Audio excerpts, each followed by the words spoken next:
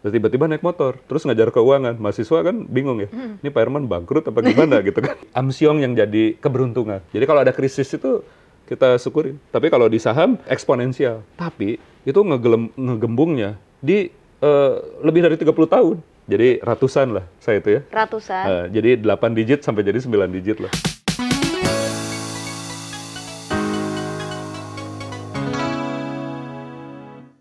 Dosen dari sebuah universitas ternama, yakni Institut Teknologi Bandung, kini merambah menjadi sosok yang berbakat dan memiliki keahlian luar biasa di bidang investasi. Segudang pengalamannya jadi daya tarik banyak orang. Kini sudah hadir di Hidden Masters, Herman Sumirat. More than just a hidden gem, welcome back to Hidden Masters bersama saya Adina Glenda. Langsung saja kita sapa, halo Pak Herman Sumirat. Halo. Salam cuan. Salam cuan. Baru landing ya Pak? Iya. Dari mana Pak? Kemarin dari Bukit Asam, wow. Sebelumnya dari Games, kemarin banget dari Surabaya, langsung ke acara Sobat Mirai di sini kan, Hidden Master. Iya. Terima kasih banyak. Kehormatan buat saya. Iya. Berarti dari Games, dari PTBA, ya. Ada info dong Pak? Info? Waduh, saya cuma lihat aja gitu. Bisnis prosesnya gitu kan. Sebab kalau di saham itu kan behind every stock dari company. Jadi company harus kita lihat gitu ya. Saya bukan punya sahamnya ya, tapi saya belajar juga bisnis energi, bisnis prosesnya seperti apa, persediaan mereka berapa, ya kan, cadangan batu baranya berapa gitu. Jadi saya seneng visit-visit, ada bayangan. Dalam rangka apa nih visit-visit emiten-emiten ini Pak? Visit emiten itu ya kadang-kadang kita diundang, beberapa juga ada program kelas eksekutif, ya kan. Jadi teman-teman itu di sana kan kebanyakan miners ya.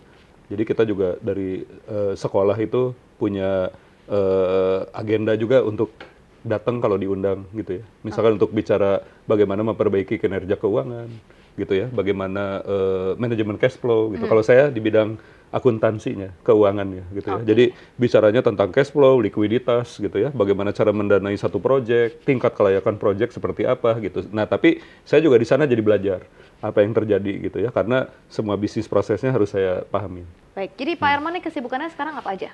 Oh ya, aku dosen. Ya, dosen, karena aku seneng ngajar gitu ya. Tapi karena dosennya lebih banyak di bisnis manajemen, jadi banyak juga request untuk pelatihan, training, consultancy gitu ya. Nah, selain value investing, ya saya juga harus deliver service gitu ya, karena itu juga jadi ngebantu aku untuk ngelihat bisnis gitu ya. Kan saya bukan miner gitu ya. Kalau misalkan masuk ke consumer good, ya kita juga jadi tahu bisnis prosesnya seperti apa, supply chain-nya gimana gitu ya. Kan kalau Warren Buffett itu lihatnya perusahaan itu harus punya daya saing. Nah, daya saing itu kan kita harus observe gitu. Ya karena uangnya belum sebesar Tycoon ya, yang sangat besar, ya kita harus punya cara, gimana caranya seperti Tycoon bisa akses ke dalam perusahaan. Gitu. Sebelum kita ngomongin soal investasi nih, awal ceritanya Pak Herman akhirnya bisa jadi dosen tuh gimana Pak? Oh iya, jadi dulu waktu lulus itu saya pas lagi Krismon, dulu saya tukang demo. Oh, tukang demo. Oh iya kan, demo-demo gitu kan, sampai Pak Harto turun ya, sempet tahun 98 gitu, terus nggak jauh dari situ saya lulus.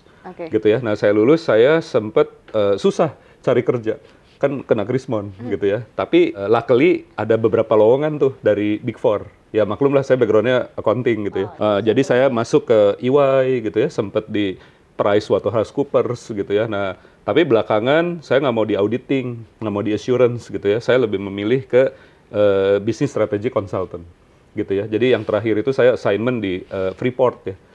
Di Freeport itu saya agak lama gitu ya, mempelajari bagaimana mereka menghandle bisnisnya. Ya. Jadi mereka tuh transformasi dari bisnis surface mine sampai ke underground.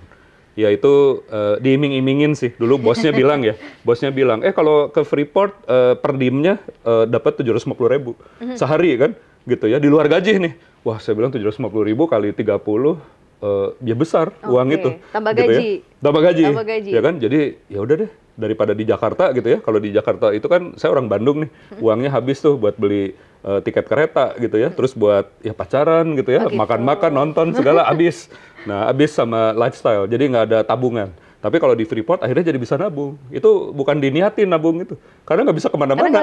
Ya itu kan di hutan ya, di bukit gitu kan. Jadi entertainment terbatas gitu ya. Makan minum udah di-provide perusahaan. Nah, dengan seingginya ada cash. Cash-nya buat apa? Ya kepikiranlah investasi.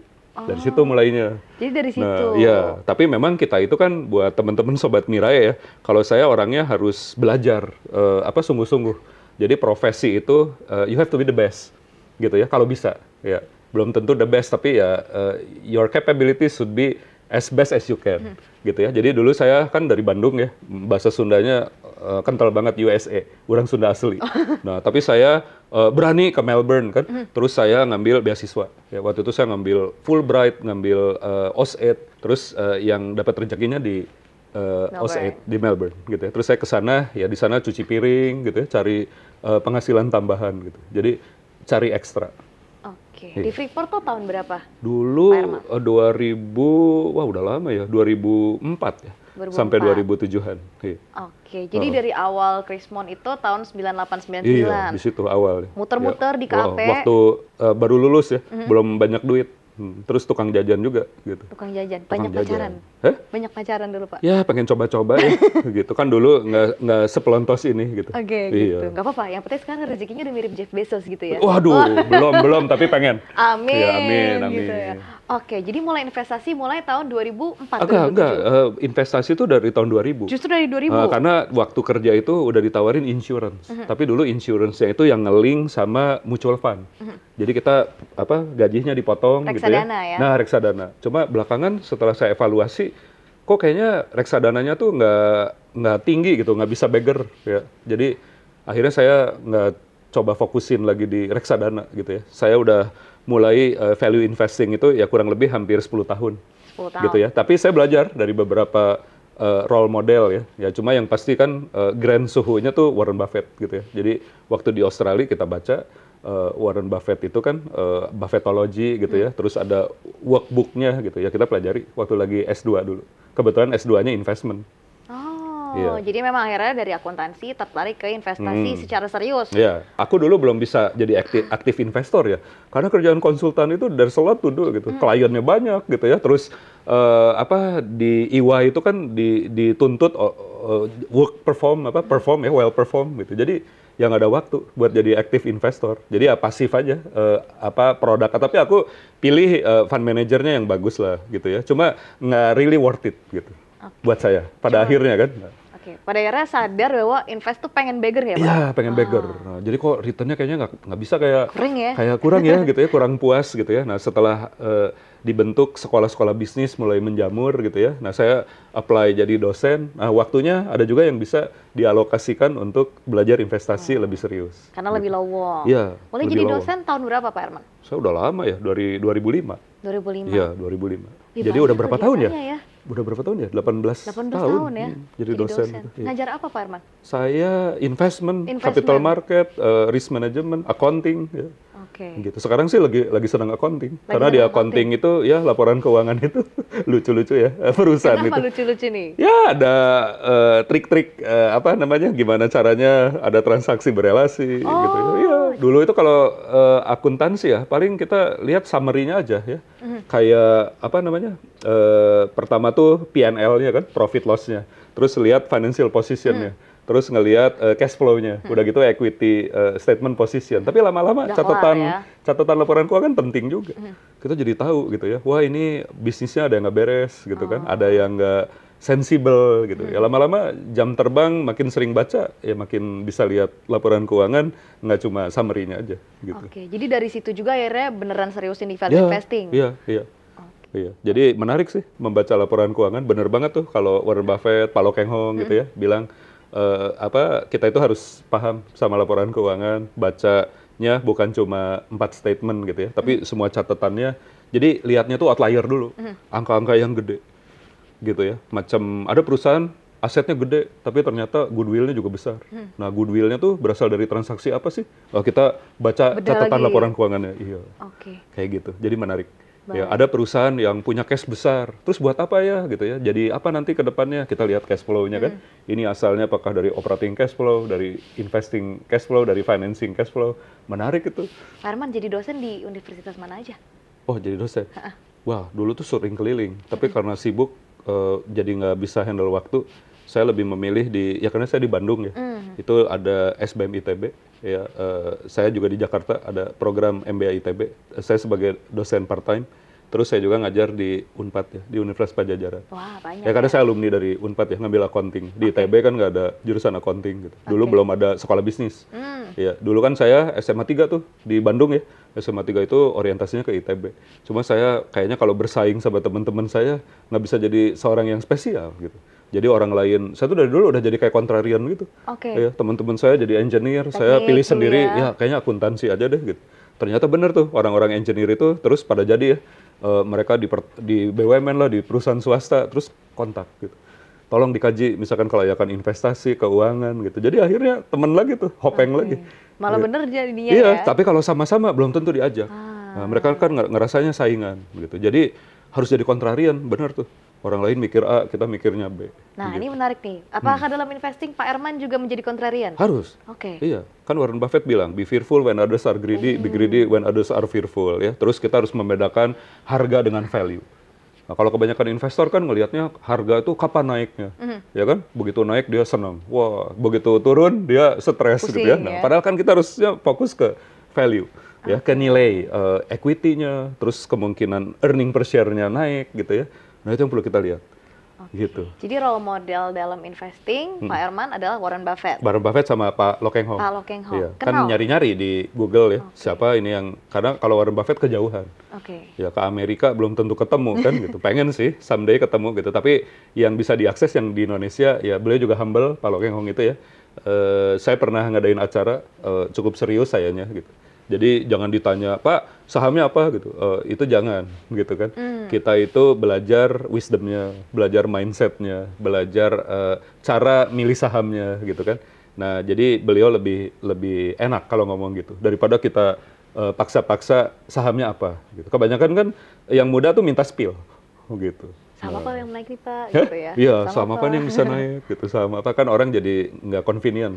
Tapi kita kasih dulu atensi gitu. Kita appreciate dulu kan, karena beliau udah senior juga gitu. Kita bikinin acara gitu ya. Terus kita bicara achievement kita, apa mau kita, ya lama-lama ngobrol diskusi.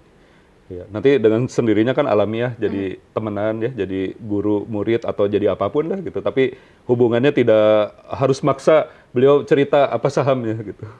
Jadi biarpun dekat, sering ngobrol, itu juga belum tentu sahamnya Pak Lo sama dengan sahamnya Pak Erman ya. Betul. Karena kan beliau misalkan jagonya di komoditas ya. Beliau sudah sangat jago puluhan tahun di komoditas gitu. Kalau saya belakangan lebih seneng consumer good yang fast grower tapi belinya misalkan pas lagi krisis gitu. Karena barangnya lebih saya mengerti. Kan kalau orang Bandung itu ya lihatnya kan services ya gitu, jasa.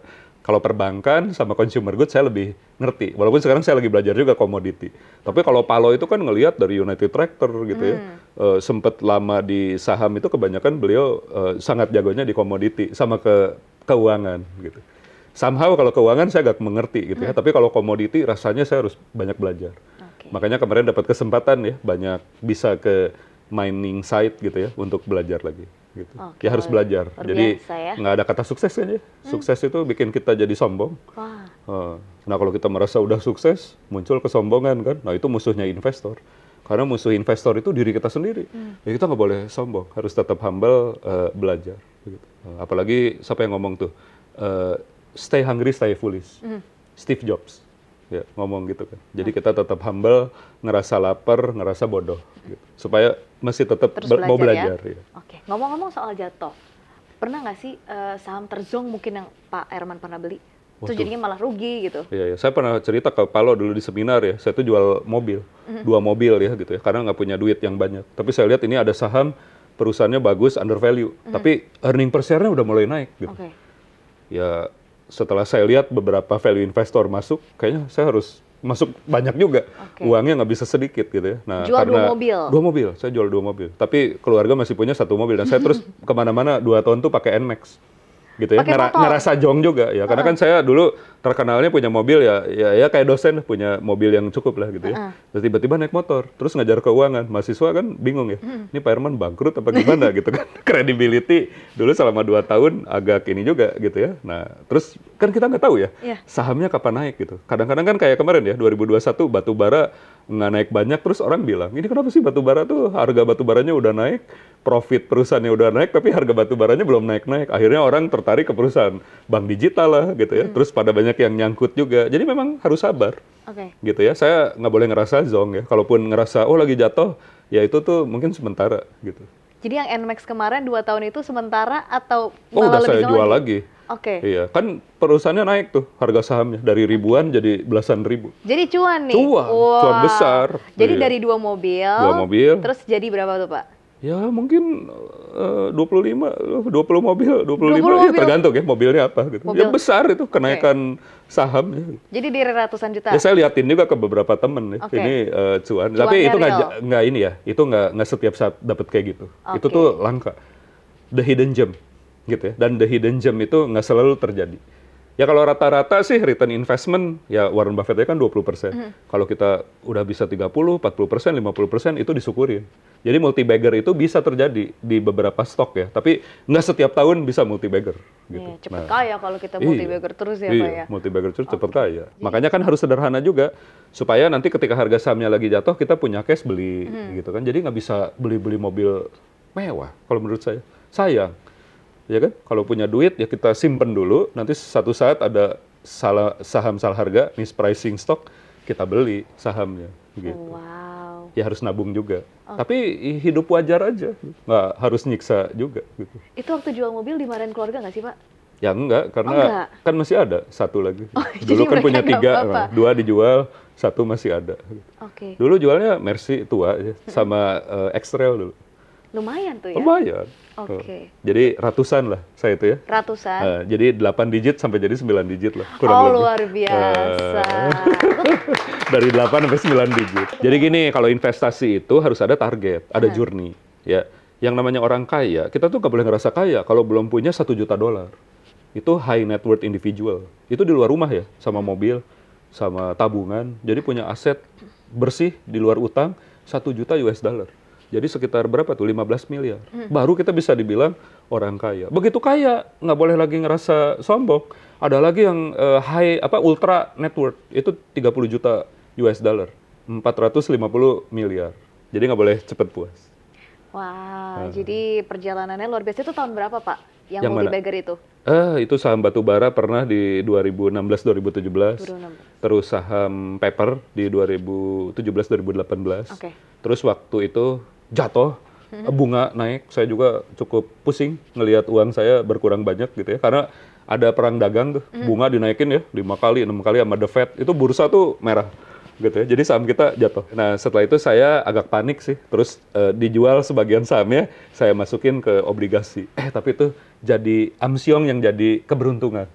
Karena di 2019 ke 2020 COVID. Bahas lagi COVID, tapi ternyata di Cina PMI itu, Indeks Purchasing Manager Index udah mulai naik, konsumsi udah mulai naik, kebutuhan batu bara udah naik lagi, produksi udah jalan lagi, terus ada beberapa stimulus, beberapa negara termasuk Indonesia nurunin suku bunga, nah itu sinyal-sinyal tuh buat kita masuk ke saham lebih banyak lagi. Jadi coba bayangin kalau dulu sahamnya nggak dijual, nggak masuk ke obligasi, kita nggak bisa cuan gede di masa-masa COVID. Wow. Jadi itu tuh dulu aku ngerasanya rugi di 2018-2019. Karena perang dagang kan, kalau bunga itu naik biasanya saham turun, obligasi turun gitu. Jadi nggak boleh kesulitan saat ini belum tentu sulit. Siapa tahu itu jadi keuntungan kita untuk cuan yang lebih gede di masa datang. Yang penting sabar aja. Yang penting sabar ya. Iya, sama milih perusahaan yang akan turn around, akan membaik gitu. Jadi kalau ada krisis itu kita syukurin. Ya, krisis itu ya harus ada, makanya harus banyak tabungan ya kan. Kalau saya banyak kerjaan, jadi kenapa harus kerja ya karena ada saving gitu ya. Nah jadi kan Warren Buffett bilang do not save what is left after spending, but spend what is left after saving. Gitu. Jadi savingnya harus nabung dulu ya. Tapi nggak usah langsung ambisi, harus beli saham, jangan, tenang aja. Nanti begitu ada momennya, misalkan dikasih krisis, ada saham perusahaan bagus yang lagi jatuh, nah kita masukin uang kita tunggu waktu, nanti juga akan naik saham itu. Tapi kita nggak tahu kapan, jadi harus sabar. Nah, sambil sabar ya activity aja ngajar, main gitu kan, main sepeda gitu ya. Kalau perlu liburan gitu ya, nggak usah terlalu dipikirin. Iya. Karena kalau terlalu dipikirin kita nggak jadinya nggak konsen ya, malah takut gitu. Aduh ini gimana uang saya makin turun atau apa. Nah satu tips lagi, dulu inisial money-nya berapa? Misalkan masukin 50 juta, 100 juta. Begitu jadi 200 misalkan ya, yang 100-nya ambil aja. Nah itu ya, apakah disimpan jadi deposito atau obligasi terserah. Tapi pastikan itu nggak nggak turun. Jadi ibaratnya kita nggak akan nangis ya, atau kalau saya gitu tips. Jadi nggak ngerasa rugi atau untung gede gitu. Toh yang muter itu udah di luar inisial money kita. Berarti gitu. begitu cuannya. Iya, kalau saya gitu. Jadi bisa, diambil ya? Ya kalaupun turun ya saya eat well, sleep well aja. Nggak takut gitu. Kayak yang takut itu kan kalau semua uangnya terus habis ya di capital market gitu. Jadi kita sabar dulu, terus masukin ke saham yang under value tapi bagus gitu ya. Nanti begitu multi bagger kan ada kapitalnya balik ya ambil aja. Ya itu terserah lah, mau 100% ya, mau dilebihin gitu, terserah. Tapi itu membuat kita lebih aman ya. Kan udah balik duitnya. Jadi nggak usah dipikirin tentang masa depan. Nah itu kalau kata Monis Pabrai, heads I win, tails I don't lose so much. Tahu udah cuan. High uncertainty, low risk. Iya, udah cuan kan. Duitnya udah balik. Jadi resiko apa yang harus dipikirin? Kalau resiko terjadi ya biarin aja. Ya, ekonomi itu kan selalu naik. Indonesia aja dulu negara miskin, negara terjajah gitu ya, terus jadi makmur. Ya, duit kita juga harusnya kayak Indonesia dong. Gitu. Amin ya. Iya. Oke. Pak Herman, berarti sekarang udah 10 digit nih asetnya. Iya. Wah, 10 digit? Iya. Wow, gila luar biasa. Dari investasi hampir 20 tahun lebih lah ya? Iya. Initial investment? Nggak. Yang seriusnya? Yang serius ya? Ya 10 tahunan lah. Kan yang 20 tahun itu sama reksadana. Kurang inilah. Kurang nggak dihitung lah ya? Ya. Oke, 10 tahun. Awal investasi itu berapa nilainya? Awal? Wah, saya nggak berani banyak-banyak ya. Tapi gini aja deh. Misalkan gaji kita 10 juta sebulan ya gitu. Kalau saya tuh harus dipaksa bisa saving 40-50%. Oke. Jadi kalau 40% aja ya, ini ngomong sembarang ya, 4 juta kali 12, 48 juta. Setahun? Setahun saving kita. Nah, masa sih nggak berani at least masukin 30 ke saham? Gitu ya. Kenapa? Karena kan logikanya bunga itu makin turun, uang kita kemakan sama, kalau ekonomi lagi tumbuh kan bunga turun. Jadi kalau inflasi misalkan 5% gitu ya, 4%, bunga cuma 3, uang kita dimakan dong sama inflasi. Gitu. Jadi jangan di bank nyimpennya, harus mau investasi. Ya saya beraninya di situ. Karena kalau uang kecil yang dimasukin, biasanya kita jadi nggak serius. Ya kalau uangnya supaya gede ya kerja dong, belajar. Gitu. Jadi nambahin capital dulu. Iya. Nambahin kapital dengan investment in yourself. Cari beasiswa, kan udah banyak, LPDP lah. Jadi kalau kamu tuh mikirnya ke Amerika, ke Eropa, ya belajar dulu, kerja dulu. Perform, be the best. Gitu. Setelah itu kan uangnya pasti akan sesuai dengan kompetensi kita. Nah begitu ada uang yang sesuai sama kompetensi kita, jangan semuanya dihabisin. Gitu. Kalau saya gitu. Jadi dari awal istilahnya nabungnya masih jutaan, dalam 10 tahun bisa jadi puluhan misalnya jadi puluhan. Gitu ya? Enggak puluhan, maksudnya puluhan juta. Puluhan juta ya, gitu. Terus dimasukin ke saham, puluhan jutanya jadi ratusan. Digulung, terus ratusannya digulung lagi jadi miliar. Tapi gaya hidup tetap di puluhan. Oke. Gitu. Jadi jangan ngerasa, oh saya jadi 1 million person man gitu ya. Terus harus ganti mobil gitu. Saya enggak gitu. Mobil saya masih tetap yang tua aja. Tapi kita seneng aset kita bertambah. Itu kan esensi investasi. Ya, terus disyukurin. Nggak ada yang nggak mungkin ya dengan nggak ada yang investasi. mungkin. Bisa. Baik. Kan legendnya udah terbukti banyak. Di Indonesia juga banyak. Oke, siap. Apa nih rencana Pak Herman ke depannya? Oh, rencana saya? Ya karena ngajar di keuangan ya, tuh buku-buku keuangan kan banyak ya. Kita ngelihat chapter 2 itu time value of money. Ya, nilai waktu dari uang. Jadi grafik duit sama waktu. Nah, ini ada grafik yang saya senang ngelihatnya ya. Ini namanya grafik exponential, ya, exponential chart, gitu ya. Nah, exponential chart itu jadi tidak linear. Mungkin kalau kita uangnya di obligasi atau di tabungan, duitnya flat, malah kemakan inflasi, gitu ya. Tapi kalau di saham, duit kita akan eksponensial. Tapi itu ngegembungnya di lebih dari 30 tahun. Kalau 10 tahun, 20 tahun, dia baru kayak pesawat itu take off, belum to the moon. Gitu. Biar jadi to the moon membesar, itu butuh waktu. Nah, jadi prinsip investasi itu kan masukin duitnya serius, ya, terus cari return yang bagus lewat pilih-pilih perusahaan yang profitnya tumbuh, gitu ya. Kalau saya senangnya sama fast grower, gitu ya. Terus waktunya kudu lama, selama perusahaannya bagus. Nah, itu kedepannya saya masih mau nunggu itu terjadi, gitu. Karena saya kan baru serius 10 tahunan. Ya, masih jadi harus 20-30 tahun ya. 20 tahun, 30 tahun. Nah, sambil ya jalan-jalan, liburan, kerja sambil, sekarang prinsipnya kerja sambil libur. Bukan kerja buat uang gitu. Supaya kitanya juga nggak stres gitu. Jadi kalau ke acara ini kemana ya kita syukurin kayak liburan gitu. Dianggapnya kayak apa ya, self healing gitu ya, liburan. Karena kalau dibilangnya itu kerja, wah capek. Sambil nunggu itu compounding. Baik. Oke, kita satu pertanyaan terakhir sebelum kita masuk ke segmen games. Apa sih definisi sukses buat Pak Herman? Sukses itu keberhasilan, gitu ya. Nah kalau definisi saya sukses itu saya nggak ngerasa berhasil, belum, gitu ya. Karena perjalanan juga masih cukup panjang. Yang berhasil adalah kemampuan memilih perusahaannya. Ya perusahaan yang berhasil. Perusahaannya yang cuan, yang nganterin kita bikin cuan. Jadi definisi sukses kalau menurut saya lebih banyak kalau kita itu bisa kasih ilmu, banyak manfaat gitu ya buat orang banyak ya. Nah kenapa saya mau bicara gini juga bukan cari keterkenalan ya, tapi menyemangati orang supaya ayo invest gitu ya. Karena udah ada contohnya misalkan Palo Keng Hong, ini kan harus disebar gitu ya. OJK juga kemarin ngasih penghargaan ke saya, penggiat inklusi pasar modal. Nah dengan adanya penghargaan ini kan berat ya buat saya. Jadi harusnya saya juga punya obligation. Jadi bukan sekedar sombong-sombongan, oh ini gue punya award gitu. Tapi kan itu penggiat pasar modal ya berarti harus ngomong berinvestasilah di pasar modal. Kalau pengen cuan banyak gitu. Iya. Siap. Terima kasih banyak Pak Herman. Sekarang kita menuju ke segmen games ya. Waduh, bukan games itu kan Golden Energy Mind, bukan. Nih, games. Ya, bukan games. Oke, siap ya Pak? Oke. Kita akan bermain deskripsi kata dan kata pertama gedung. Office. Tinggi. Tenan. Perkantoran. Properti. Sewa. Mixed use building. Apa tuh?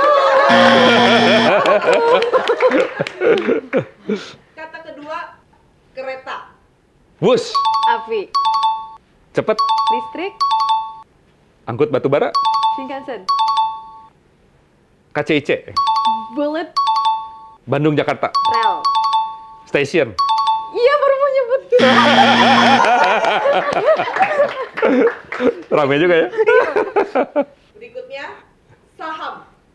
Value. Beggar. Harga. Invest. Investor. Trader. Bandar. Ara. Oh, ARB. Chart. Bid over. Uptrend. Downtrend. Bandar udah ya? Udah. Ayo. Fundamental. Thank you banget Herman udah datang ke Hidden Masters. Ada juga ya gitu. Ada. Baru tahu. Udah pusing mikir lagi. Oke, thank you banget Pak Herman udah datang ke Hidden Masters dan udah sharing pengalamannya. Terima kasih. Oke, siap. Sahabat Berasek, itu tadi Hidden Masters kita bersama dengan Pak Herman Sumirat. Jangan lupa subscribe ke channel kita, like, share, dan komen juga di video kita. The world is changing, so let's aim higher and bigger. Kita jumpa lagi di episode Hidden Masters berikutnya. Ya, salam cuan.